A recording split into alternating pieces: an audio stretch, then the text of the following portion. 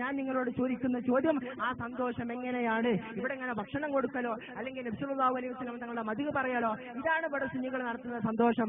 ഈ സന്തോഷം അനിസ്ലാമികമാണ് എന്നതിനിക്ക് വല്ല തെളിവോ? നിങ്ങളിങ്ങനെ കുറെ ബടായി അവിടെ നിങ്ങളുടെ പറയണ്ട. ഇവിടെ ചോദിച്ച ചോദ്യത്തിന് തെളിവടിസ്ഥാനത്തിൽ സംസാരിച്ചാൽ മാത്രം മതി എന്ന് ഞാൻ നിങ്ങളോട് വീണ്ടും ആവർത്തിക്കുകയാണ്. അല്ലാമ ഫാക്കിഹാനി പറഞ്ഞല്ലോ, വഴുത്തനാ ബിഹൽ അക്കാലൂൻ, ചാപ്പാട്ട് വീരന്മാരാണത് കൊണ്ടെടുക്കുന്നത്. ഞാൻ പറയാൻ വിചാരിച്ചതല്ല, പക്ഷേ മൂപ്പര് വല്ലാണ്ട് അന്നം പറഞ്ഞപ്പോ പറഞ്ഞതാണ്. അതിന് ബടായാലും വേണ്ടില്ല, എന്തായാലും വേണ്ടില്ല, അത് പറയാക്കാൻ പറ്റില്ല. വഴുത്തനാ ബിഹൽ അക്കാലൂൻ, ചാപ്പാട്ട് വീരന്മാരാണ് ഇത് കുറ്റി അറ്റ് പോകാതെ നിലനിർത്താൻ ശ്രമിക്കുന്നത്. അതുകൊണ്ടാണ് ഈ പ്രശ്നമൊക്കെ. പണ്ട് KC അബൂബക്കർ മൗലവി പറയാറുണ്ട്, ഒരാൾ ചോദിച്ചു തെങ്ങുമ കയറാൻ പാടുണ്ടോ? അത് കുഴപ്പമൊന്നുമില്ല, എന്താ പിന്നെ പ്രശ്നം? തെങ്ങുമൊക്കെ തേങ്ങ ഇടാൻ പാടുണ്ടോ ചോദിച്ചു. തെങ്ങുമൊക്കെ തേങ്ങയിലിട്ട് വറന്നിടാൻ പറ്റിയ ഇട്ട തേങ്ങ പൊറുക്കിക്കൊണ്ടുപോകാൻ പറ്റുമോ ചോദിച്ചു. അതും പറ്റും, കുഴപ്പമൊന്നുമില്ല. ആ കൊണ്ടുപോയ തേങ്ങ അരച്ച് തിന്നാൻ പറ്റുമോ? അതും പറ്റുന്നാണ്. പക്ഷെ തെങ്ങ് ആരാണ്ടാന്ന് പറഞ്ഞില്ല. അപ്പൊ തെങ്ങ് ആരാണ്ടാണെങ്കിലും കയറാനും പാടില്ല, ഇടാനും പാടില്ല, തിന്നാനും പാടില്ല, അരക്കാനും പാടില്ല എന്ന് പറയുന്നത് ഭക്ഷണം കൊടുക്കല്ലേ, മദ്ഹ് പറയല്ലേ? ഇതൊന്നല്ല പ്രശ്നം. റബീഉൽ 12 ഈദ് മീലാദ് റസൂലില്ല, ലൈലത്തുൽ ഖദറിനേക്കാൾ പുണ്യം. അവിടെ ഭക്ഷണം കൊടുക്കലും തെറ്റായി, ഖുർആൻ ഓതലും തെറ്റായി, അവിടെ ഹദീസ് ഓതലും തെറ്റായി, അവിടെ എന്തുകൊണ്ടെന്നാലും തെറ്റായി. അതാണ് പ്രത്യേകത. നിങ്ങൾ ദീനിന്റെ അസ്ലതല്ലേ, നിങ്ങൾ അത് മനസ്സിലാക്കി. അല്ലാഹു റസൂലുക്ക് വീട്ടിൽ ചെന്നപ്പോൾ നബിയുടെ ഭാര്യ നോമ്പുകാരിയ ഉമ്മു ഹബീബ റളിയല്ലാഹു അൻഹ, ഇമാം ബുഖാരി ഉദ്ധരിച്ചിട്ടുണ്ട്. നബി ഞങ്ങൾ ചോദിച്ചു, എന്താണ് ഇന്നൊരു നോമ്പ്? അവര് പറഞ്ഞു, വെള്ളിയാഴ്ച ആണല്ലോ, അതോട് നോമ്പ് വെച്ചതാണ്. നബി ഞങ്ങളുടെ ചോദ്യം, നീ ഇന്നലെ നോറ്റിരുന്നുവോ? ഇല്ല. നാളെ നോക്കാൻ ഉദ്ദേശമുണ്ടോ? ഇല്ല. നബിയുടെ മറുപടി, നിങ്ങൾ ആ നോമ്പ് മുറിക്കുക. എന്താ നോമ്പ് വയ്ക്കാൻ പാടില്ല? എത്ര പാടുണ്ട്.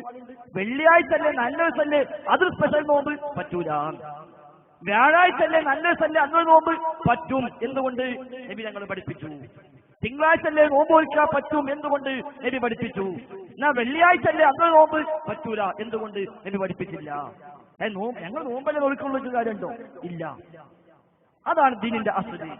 ഒരു കാര്യം ദീനിൽ ഒരു പ്രത്യേകമായ ആചാരമായി വരണമെങ്കിൽ അത് ദീനായി മാറണം. അത് നിങ്ങൾ ഇത്രയും കാലം പറഞ്ഞു വെച്ചു. 3 പെരുന്നാൾ നമുക്കുള്ളത്.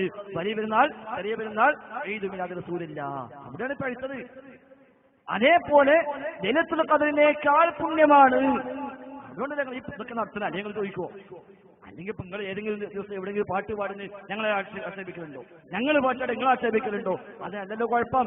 ഏതെങ്കിലും ആചാര്യങ്ങൾ വർഷത്തിന് വീട്ടിൽ കൊണ്ടുപോയാൽ ഞങ്ങൾ ആക്ഷേപിക്കുന്നത് വിചാരിച്ചാലുണ്ടോ? ഇല്ല. ശ്രദ്ധിച്ചോളി എന്ന് പറയുന്നല്ലാതെ. അപ്പൊ അതുകൊണ്ട് അതല്ല പ്രശ്നം. നേരെ മറിച്ച് ഇത് ദീനിന്റെ പേരിൽ പുതിയ ആചാരമായി വരുന്ന ഒരു പ്രശ്നമാണ്. ഇത് നിങ്ങൾ നോക്കിയത് മുഹീദ്ദീൻ മൗലിദാണ്. ഞാൻ എന്താ വെച്ചാൽ ആ ഫാക്കിഹാനി പറഞ്ഞ എത്ര കണ്ട് കൃത്യമാണെന്ന് മനസ്സിലാക്കാൻ കുറച്ച് ബടായി പറയാൻ ചുറ്റിക്കൊള്ളി.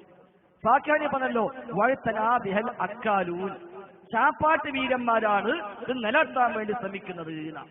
മുഹീദ്ദീൻ മൗലിദിന് 1-ാമത്തെ ബൈത്ത് അതിൽ അവസാനം കാണാം, അൻസലല്ലാഹു സലാമ മഅ സ്വലവാത്തിൻ ദവാമ ലില്ലദീ വദാ ഖിതാമ ലിജമീഇൽ മുർസലീന.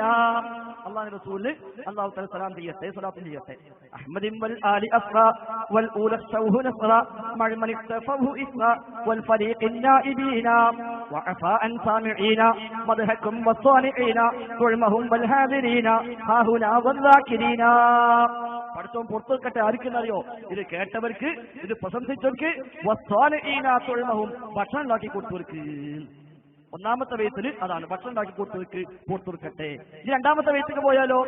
അവിടെ കാണാം, ഇലാഹി ഫഅഫു വല്ലി അബീ വ ഉമ്മി വ ഉസ്താദി ബിഹുർമതി സനാഇ വ മുദ്ദാഹം വ സുമ്മാഅം വ ഹുല്ലാ വ നിൽ മുതഈമി ദഹുമൻ ബിൽ ബഖാഇ.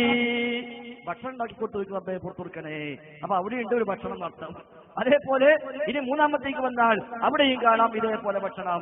ഇങ്ങനെ ഏത് ബൈത്തെടുത്താലും അവിടെയൊക്കെ ഈ ഭക്ഷണവുമായി ബന്ധപ്പെട്ടാണ്.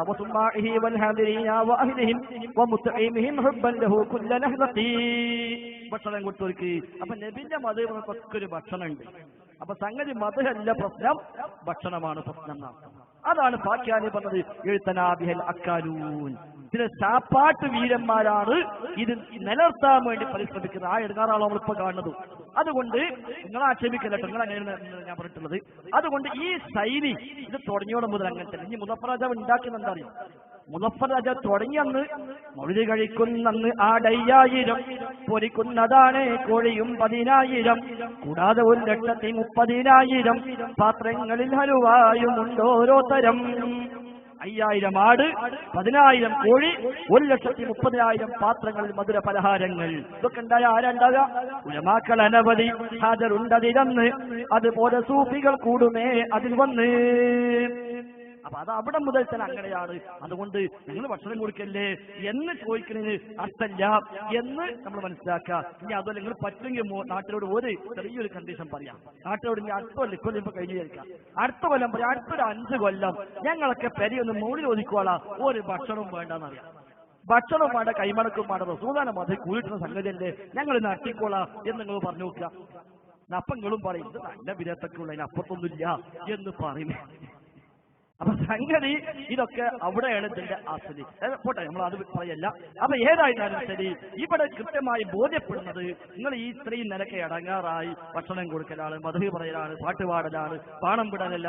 പാണം വിടലും ഇപ്പൊ ഉണ്ട്, അത് വേറെ കാര്യം. ഇപ്പൊ പാണം വിടലും പടക്കം പൊട്ടിക്കലും ഉണ്ണി മുഹമ്മദും ഒക്കെ വന്നിട്ടുണ്ട്. കുറച്ചേയും പറഞ്ഞാൽ അതിനപ്പുറത്തേക്ക് പോകുന്നതൊക്കെ ഇപ്പൊ പള്ളി അലങ്കരിക്കാൻ തുടങ്ങി. ഇപ്രാവശ്യം ക്രിസ്ത്യൻ പള്ളി അലങ്കരിച്ചു, സുന്നി പള്ളി അലങ്കരിച്ചു. കാരണം വ്യാഴാഴ്ച നമ്മളെ പള്ളിയിൽ, വെള്ളിയാഴ്ച ഓല പള്ളിയിൽ. അപ്പൊ രണ്ടോട്ടും ആഘോഷമായി. പാലക്കാട് ജില്ലയിൽ ഒരു സുന്നിപ്പള്ളിയിൽ ക്രിസ്തുമസിന് സ്വീകരണം കൊടുത്തു.